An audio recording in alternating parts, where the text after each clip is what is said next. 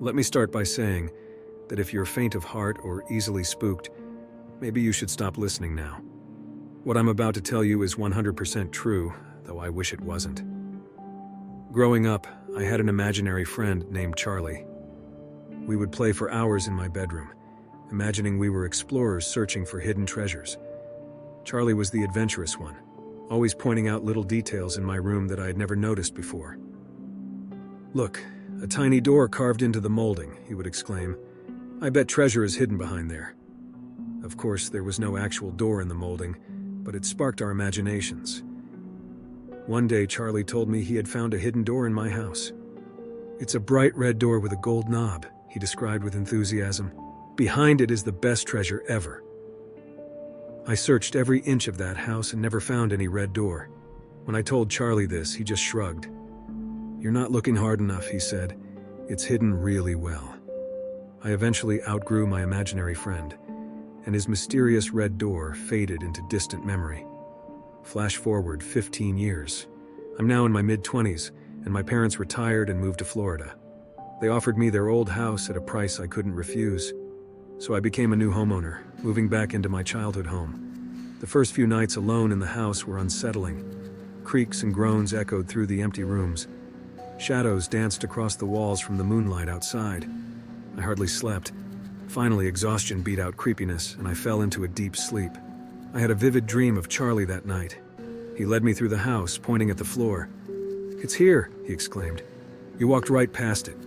I looked down to see a worn floral rug covering the hardwood floor of the laundry room. Charlie flung up the corner, revealing a faded red door with a tarnished gold knob built right into the floor. I woke with a start, my heart pounding. I told myself it was just a dream, but I couldn't get that hidden red door out of my mind. As I got up to make coffee, I found myself wandering into the laundry room. I chuckled, thinking about my silly dream and how as a kid I had searched every inch of this room. But what if... I tapped my toes across the floral rug, testing for any hollow spots. Nothing. I started pushing aside boxes and laundry baskets that sat along the walls. Still nothing. Then I noticed one corner of the rug looked worn and frayed. My pulse quickened as I flung up the corner. No door. I laughed at myself for getting so worked up over a childhood fantasy. I really was losing it living alone in this creepy old house. I decided to repaint the laundry room in an effort to make it feel fresh and new. As I peeled off the outdated wallpaper, something caught my eye. Behind one strip, I could just make out a reddish color. Heart now racing, I ripped off more wallpaper until an entire door was revealed. A bright red door with a tarnished gold knob, just like in my dream. With shaking hands, I tried the knob. Locked. I laughed again, only this time it was tinged with unease rather than humor. What was this doing here? I searched the house for a key. Of course, there wasn't one.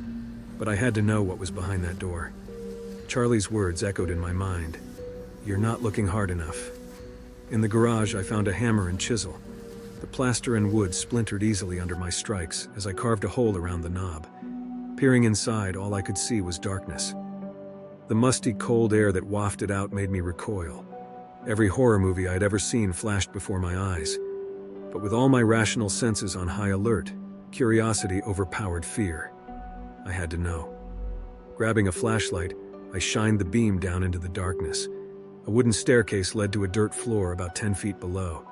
The darkness seemed to swallow the flashlight's glow. Was this a bomb shelter? Some kind of secret crawl space? I knew my parents well, and they definitely would have mentioned something like this. A terrifying thought seeped into my mind. Had a previous owner built this? And for what purpose? Despite every logical bone in my body screaming at me to stop, I knew I had to find out what was down there. My legs trembling, I climbed down the staircase, each creak of the wood jolting through me. The damp earth soaked through my socks. I shone my flashlight around the small room, seeing nothing but dirt walls, until the light reflected back at me from something in the corner. Crouching down, I saw it was a dusty old shoebox.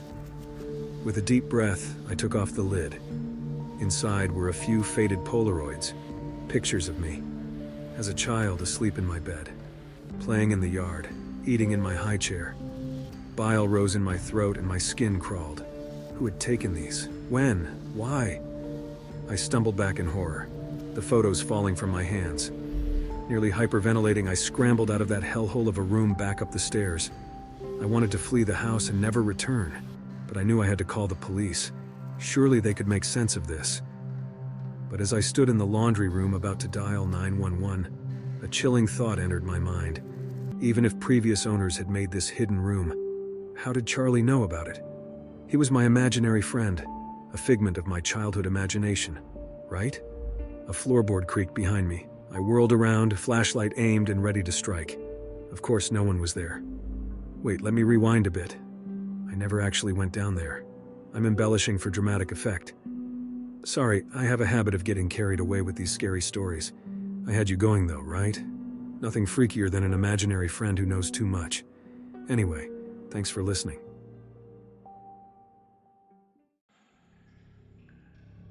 What I'm about to tell you will probably sound crazy, but please just hear me out. My name is John and I live in a quiet suburban neighborhood outside of Denver. It's one of those cookie-cutter developments with identical houses lined up next to each other. My wife Sarah and I moved here 3 years ago.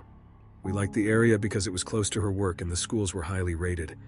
When we first moved in, I tried to get to know our neighbors on either side of us. On the left was an elderly couple who kept to themselves. On the right was a guy around my age named Mark who lived alone. He waved hello now and then, but otherwise didn't interact much.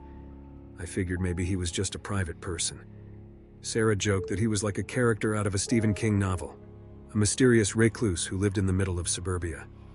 A year went by without any incident. Mark and I would exchange the occasional pleasantry when we were both retrieving our mail, but that was about it. Once in a while I'd see him get into his car wearing business casual attire, so I assumed he had some sort of office job. His yard was always neatly maintained by a landscaping company he hired. Other than the fact that he seemed to keep to himself, nothing seemed too out of the ordinary. Then one day last fall I realized I hadn't seen Mark in over a week. His car sat parked in the driveway gathering dust. His lawn started to look unkempt and overgrown. After 2 weeks passed without any sign of him, I decided to knock on his front door. No answer. I tried again the next day. Still nothing. I'll admit my curiosity was piqued. Where could he have gone without his car? I considered calling the police, but what would I tell them? My neighbor is a recluse and now I haven't seen him for a few weeks. Instead, I chose to let it go for the time being. Maybe he went on an extended vacation. A month went by and still no Mark. By now his lawn was outrageously overgrown. Some of the neighborhood kids had started referring to it as the haunted house. I didn't like the look of it, so one Saturday I went over and mowed his lawn myself. As I was finishing up, I noticed his mailbox was overflowing with uncollected mail and newspapers. Against my better judgment, I glanced through some of the envelopes. Most looked like generic junk mail, but there were a few bills and financial statements as well. My curiosity nagged at me. What could have happened to this guy? On Monday, when I came home from work, I decided I had to get to the bottom of this mystery once and for all. I walked over to Mark's house and rang the bell several times. When there was no answer yet again, I tried turning the doorknob. To my surprise, the front door was unlocked. My heart was pounding as I slowly stepped inside. I called out Mark's name but was met with silence. I moved through the first floor, turning on lights as I went. The house was tidy but had a stale, unlived-in feel. In the kitchen, I opened the fridge and found it empty except for a few condiments. It didn't appear anyone had cooked a meal here for weeks. I knew I should probably just call the police and report Mark as missing. But another part of me needed to know what was going on. How could someone just up and vanish without a trace like this? I made my way upstairs and searched all the rooms. When I got to the end of the hall, I came upon a closed door that was locked. My pulse quickened. What could be behind this door? I hurried outside to my garage and grabbed a hammer. Returning upstairs, I used it to break through the locked door. As soon as I stepped inside, I gasped in shock. The room was some kind of creepy homemade photography studio. Along one wall was a series of professional lighting setups. Across from it stood a white backdrop used for shooting pictures. That's when I looked down and noticed the floor was painted black. Near the back of the room was a large wooden table stained with splotches of dark red. My heart sank. Was that blood? I was reeling in disbelief as I continued searching the studio.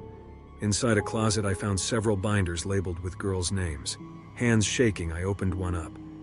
Inside were photos of a young blonde woman modeling various outfits. She looked terrified as she posed stiffly in the direction of the unseen photographer. I opened another binder, this time to find racy photos of a different woman. As I paged through the images, they became increasingly sexually explicit. But the woman's eyes looked vacant, almost as if she were drugged. My stomach turned as the horrific reality set in. My neighbor Mark hadn't just vanished. He was some kind of predator. I slammed the binder shut, feeling sick to my stomach. What the hell had I just uncovered? I was about to get out of there when something in the corner of the room caught my eye. Partially hidden under a cloth was a camera on a tripod. Hands trembling, I walked over and turned it on. When I hit play on the video that was loaded, I almost vomited. There on the screen, plain as day, was my neighbor Mark. He had a terrified young woman with him in the studio. She was visibly shaking as he barked instructions to her, demanding she smile for the camera. As the woman sobbed and pleaded for him to let her go, the video cut to Mark forcing himself on her. The camera kept rolling the entire time. I hit stop and doubled over, gagging. What kind of evil was I dealing with here? My neighbor was a serial predator, a monster. Bleary-eyed, I ejected the tape and went to call the police. But as I turned to leave, a voice behind me said, "Leaving so soon?"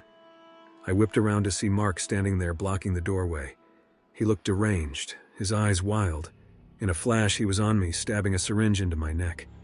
As everything quickly started fading to black, the last thing I saw was his twisted smile as he said, "Smile for the camera." When I came to, I was strapped down on the table in Mark's studio, bright lights shining in my face. Mark hovered over me, aiming his camera at my terrified face. "We're going to have so much fun," he whispered, and then everything went black once more. I slowly opened my eyes again to the sound of pounding on the front door downstairs. Dazed, I lifted my throbbing head and realized I was unbound on the studio floor. The door burst open, and flashlights scanned the dark room. "Police!" voices shouted.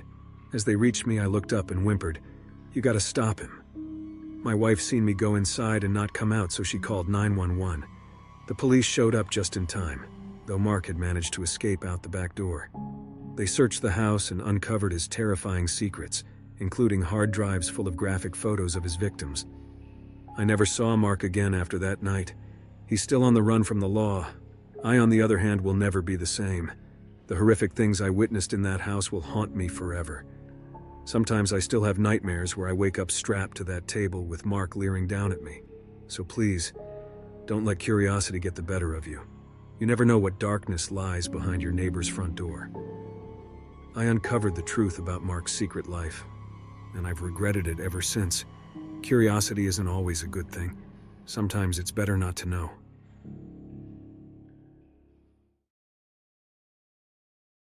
When my grandfather passed away last year at the age of 92, my family and I were tasked with going through his belongings and clearing out his home.